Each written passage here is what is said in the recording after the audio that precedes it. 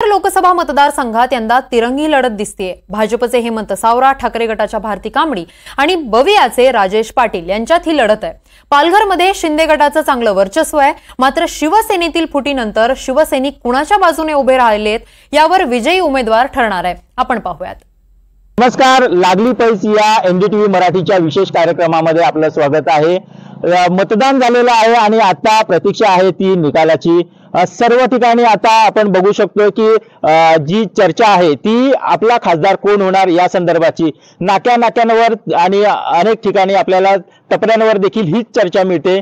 सध्या पालघर जिल्ह्यातल्या पत्रकारांमध्ये देखील हीच चर्चा सुरू आहे आणि पालघरच्या ज्येष्ठ पत्रकारांना या संदर्भात काय वाटतं, पालघरचा खासदार कोण होणार आहे या संदर्भात आपण पालघरच्या पत्रकारांकडूनच जाणून घेऊया।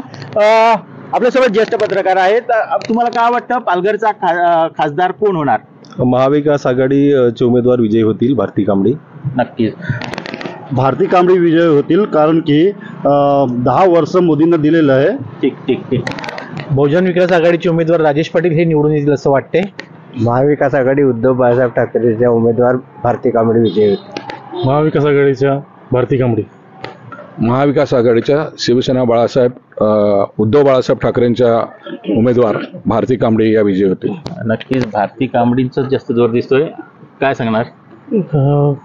भारती कांबडी हेच निवडून येण्याची जास्त शक्यता आहे।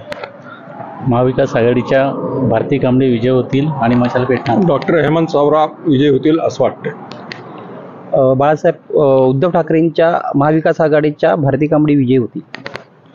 महाविकास आघाडीच्या भारती कांबडी या विजय होतील। भारती कांबडी मशाल, भारती कांबडीची शक्यता जास्त आहे। नक्कीच जवळपास 60% जास्त जे पत्रकार आहेत त्यांनी महाविकास आघाडीच्या भारती कांबडी ह्या विजयी होणार आहेत असं म्हटलेलं आहे। मात्र त्याच का विजयी होतील या संदर्भात त्यांच्याकडून जाणून घेऊया। काय वाटतं, तुमच्या जे सांगितलेलं आहे तेच निवडून काय येतील?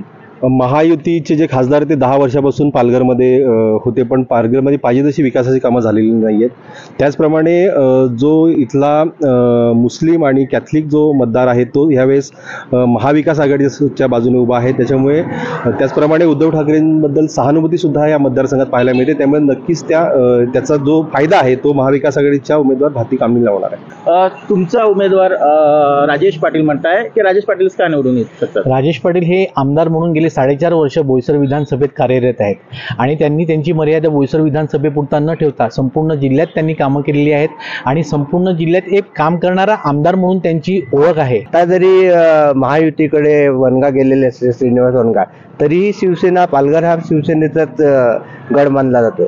त्यामुळे इतर मतदारसंघात जरी काही झालं तरी या इतर 3 आणि 4 मतदारसंघात भवितव्य हे भारतीय कांबडीच्याच बाजूने झुकणार आहे। एक सुप्त लाट मोदींच्या विरोधात होती, भाजपच्या विरोधात होती आणि ती लाट अन्य कोणाला लक्षात आली नसेल, पण सर्वसामान्य जे मतदार आहेत त्यांनी त्याचा पुरेपूर फायदा घेतला।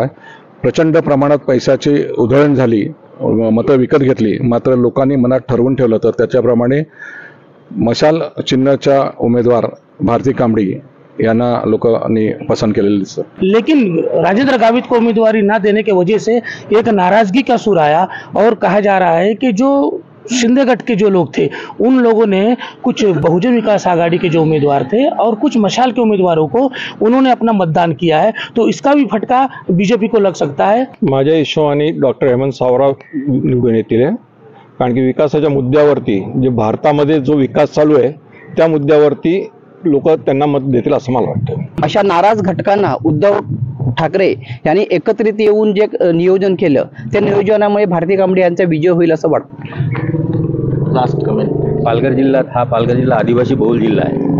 प्रकल्प जरी भरपूर राबवले असले तरी पण उपेक्षित राहिलेला हा आदिवासी समाज जो आहे हा निश्चितच भारती कांबडीकडे गेलेला आहे। या पत्रकारांची जरी काय म्हणणं असलं तरी पण येणाऱ्या 4 तारखेलाच हा जो काय मतदारांनी कोणाच्या पारड्यात मतं टाकले आहेत हे येत्या 4 तारखेलाच जाहीर होईल आणि पालघरचा खासदार कोण आहे हे 4 तारखेला आपल्याला बघायला मिळणार आहे।